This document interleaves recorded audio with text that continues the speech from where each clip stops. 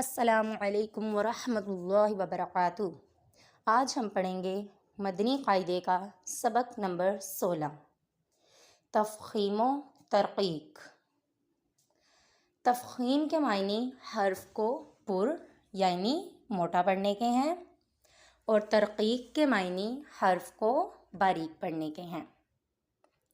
3 حرف قرآن مجید میں ایسے ہیں جو کبھی پر اور کبھی باریک پڑھے جاتے ہیں۔ ان میں آتا ہے الف، لام اور را۔ سب سے پہلے ہم دیکھتے ہیں کہ الف کو ہم کب پر اور کب باریک پڑھیں گے۔ تو الف سے پہلے اگر پر حرف آ جائے تو الف کو پر پڑھیں گے۔ پر حرف سے مراد ہے حروف مستعلیہ، یعنی الف سے پہلے اگر حروف مستعلیہ میں سے کوئی حروف آ جائے تو الف کو پر پڑھیں گے، اور اگر الف سے پہلے باریک حرف آ جائے تو الف کو باریک پڑھیں گے۔